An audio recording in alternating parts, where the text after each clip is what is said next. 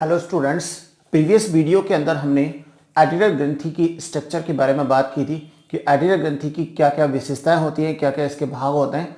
ठीक है। और ये एडिनल ग्रंथि के जो जितने भी भाग थे जैसे कॉर्टेक्स, मेडुला, इनके द्वारा कौन कौन से हार्मोन्स का स्रावन होता है। ठीक है। तो अब सेकंड जो पार्ट है इसका, उस पार्ट के अंदर हम इन हार्मोन्स के कार्यों के बारे में बात करेंगे। तो आप इस चीज़ को ध्यान से समझें।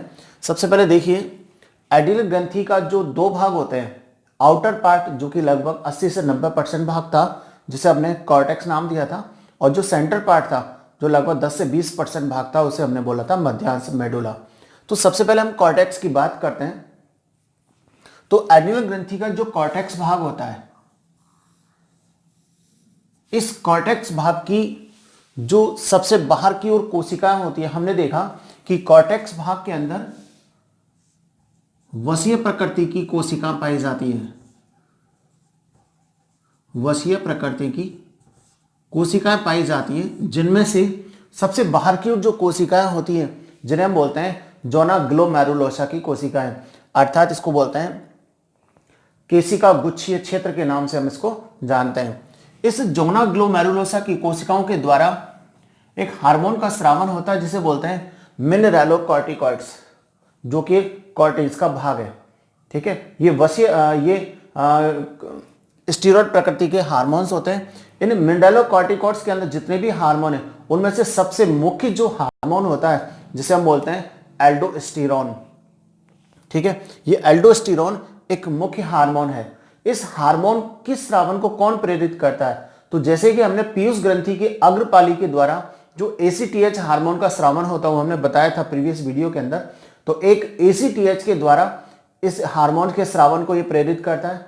ठीक है। सेकंड, रेनिन एंजियोटेंसिन, जो कि एक रॉस की जो प्रोसेस है उसके द्वारा भी इसके स्रावन को ये प्रेरित करता है। तो इसके नियमन के बारे में हम बात करेंगे।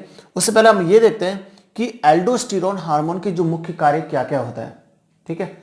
एल्डोस्टेरोन हार्मोन का सबसे मुख्य कार्य जो होता है वह है वृक्क नलिकाओं का जो डीसीटी पार्ट होता है, दूरस्थ कुंडलित नलिका। इस दूरस्थ कुंडलित नलिका में से ये Na+ और Cl आयन के अवशोषण को प्रेरित करता है, जबकि K+ और फास्फेट के उत्सर्जन को यह प्रेरित करता है। अर्थात ये रक्त में जो इलेक्ट्रोलाइट्स को बैलेंस करता है। ठीक है। अर्थात लवणों की आयनों की सांद्रता को रक्त में निश्चित करता है, संतुलित बनाए रखता है। इसलिए इसे साल्ट रिटेनिंग हार्मोन के नाम से भी जानते हैं। ठीक है। यदि Na+ की अधिकता या कमी हो जाए तो बीपी बढ़ सकता है, बीपी कम हो सकता है, और इससे शरीर को खतरा उत्पन्न होता है, जीवन को खतरा उत्पन्न होता है। इसलिए इसे लाइफ सेविंग हार्मोन के नाम से भी जानते हैं, जीवन रक्षक अर्थात प्राण रक्षक हार्मोन के नाम से भी जानते हैं। ठीक है। तो सबसे पहले हमने देखा कि रक्त में ये लवण या आयनों की मात्रा को संतुलित बनाए रखने का मुख्य कार्य करता है। सेकंड, ये रक्त में या रक्त के दाब को नियमित करता है, नियंत्रित करता है।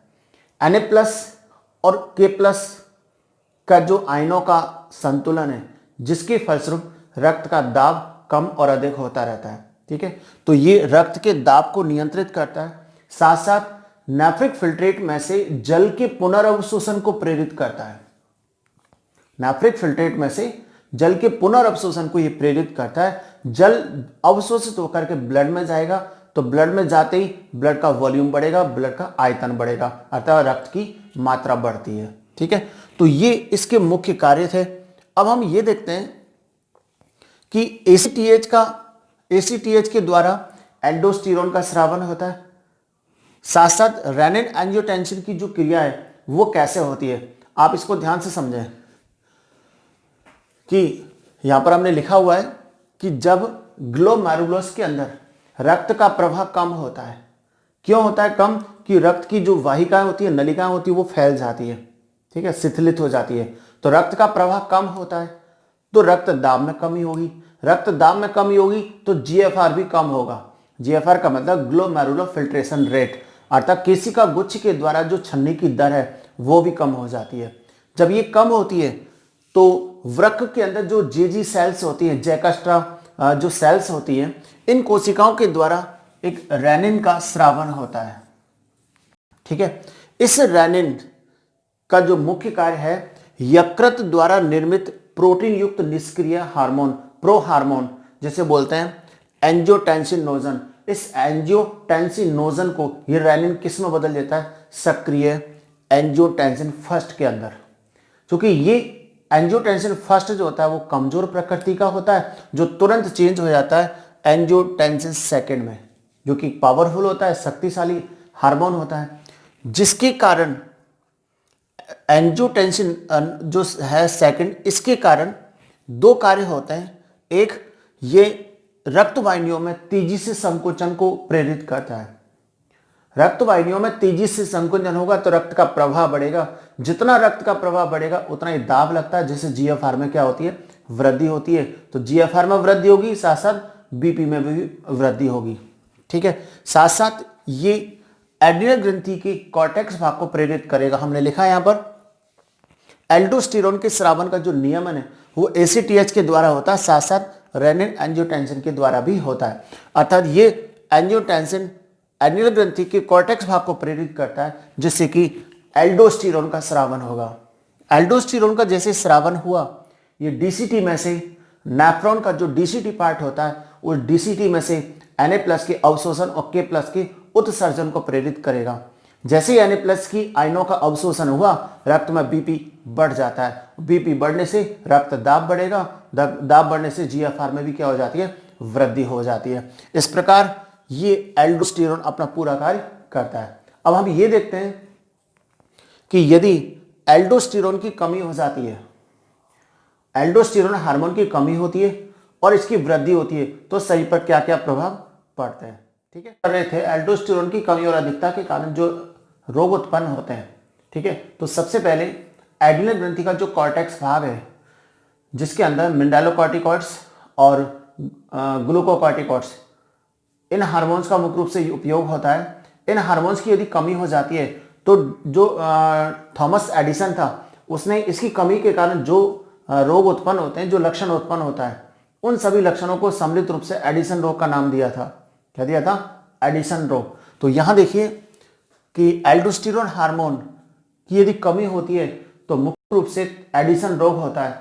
इस एडिसन रोग में हम ये जानते हैं कि एल्डोस्टेरोन का जो मुख्य कार्य होता है वो Na+ का अवशोषण और पोटेशियम का उत्सर्जन होता है। यदि इस हार्मोन की कमी होती है तो Na+ का अवशोषण नहीं होकर के क्या हो जाएगा, उत्सर्जन, और पोटेशियम का जो उत्सर्जन होना चाहिए था उसका क्या हो जाएगा, अवशोषण हो जाता है। इसका मतलब Na का उत्सर्जन और पोटेशियम का अवशोषण हो जाने से रक्त के अंदर Na+ और Cl की क्या हो जाती है, कमी, और पोटेशियम और फास्फेट की मात्रा में क्या हो जाती है, वृद्धि हो जाती है। इस अवस्था में कि Na+ शरीर से बाहर निकलेगा तो रक्त का दाब क्या हो जाएगा, कम, अर्थात बीपी इससे क्या हो जाता है, कम हो जाता है। रोगी बेहोश तक इसके अंदर हो सकता है और अंत में मृत्यु तक हो सकती है। साथ में इसमें बीपी कम हो रहा है, शरीर का टेम्परेचर डाउन होगा और जो आधारी उपापचय दर की जो क्रियाएं होती हैं वो सब के सब कम हो जाती हैं। इसके अलावा हाइपोग्लाइसीमिया होता है। हाइपोग्लाइसीमिया का मतलब होता है रक्त में ग्लूकोज की मात्रा कम होती है। हालांकि मिनरलोकॉर्टिकॉइड्स है जिसमें एल्डोस्टेरोन है, एल्डोस्टेरोन शर्करा की मात्रा को नियंत्रित नहीं करता, बल्कि जो ग्लूकोकॉर्टिकॉइड्स होता है जिसमें कॉर्टिसोल वगैरह आते हैं वो रक्त में शर्करा की मात्रा को कंट्रोल करते हैं। चूंकि हमने एडिसन रोग के बारे में बात कर रहे हैं तो एडिसन जो रोग है वो एल्डोस्टेरोन अर्थात मिनरलोकॉर्टिकॉइड्स और ग्लूकोकॉर्टिकॉइड्स दोनों हार्मोन्स की कमी के कारण होता है। इसलिए हमने यहाँ पर कॉर्टिसोल का भी एक कार्य लिखा, हाइपोग्लाइसीमिया, अर्थात रक्त में ग्लूकोज की क्या हो जाती है, कमी हो जाती है। पेशियां इसके अंदर कमजोर होंगी, भूख नहीं लगना, साथ साथ बॉडी के अंदर अपच, भोजन का डाइजेशन न हो पाना, प्रॉपर न हो पाना, ये सारे इस रोग के क्या होते हैं, लक्षण होते हैं। अर्थात मेन लक्षण जो होता है वो होगा शरीर के अंदर जो आयनों का संतुलन है उसको बनाए रखना। यदि ये कमी हो जाती है तो रोगी बेहोश और अंत में मृत्यु तक हो सकता है। अतः ऐसे लक्षण को थॉमस एडिसन ने क्या नाम दिया था, एडिसन रोग नाम दिया था। ठीक है, सेकंड आता है यदि इस हार्मोन की मात्रा अधिक होती है तो शरीर के अंदर कौन सा रोग होता है, उस रोग का नाम हमने दिया है यहाँ पर कॉन्स रोग। कॉन्स रोग के अंदर मुख्य रूप से क्या होता है कि एल्डोस्टेरोन की जब मात्रा ज्यादा हो जाती है तो ज्यादा होने से Na+ और Cl की अवशोषण दर ज्यादा हो जाती है, बढ़ जाती है, और इधर पोटेशियम और फास्फेट का उत्सर्जन बढ़ जाता है।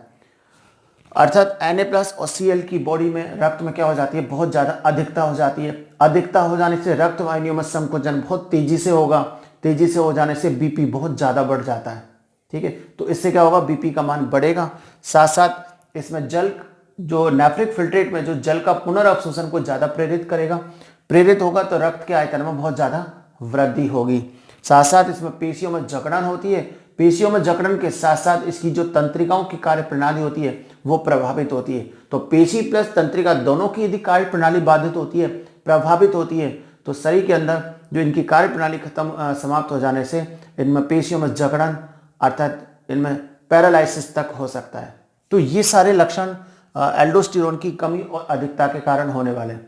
ठीक है, नेक्स्ट वीडियो के अंदर हम बाकी के जो कॉर्टेक्स भाग के द्वारा जितने भी हार्मोन्स थे, चाहे वो ग्लूकोकॉर्टिकॉइड्स हो, चाहे वो गोनेडोकॉर्टिकॉइड्स हो, इन सब के बारे में हम बात करेंगे, जो हमारी वीडियो एड्रिनल ग्रंथि के पार्ट 3 में आएगी।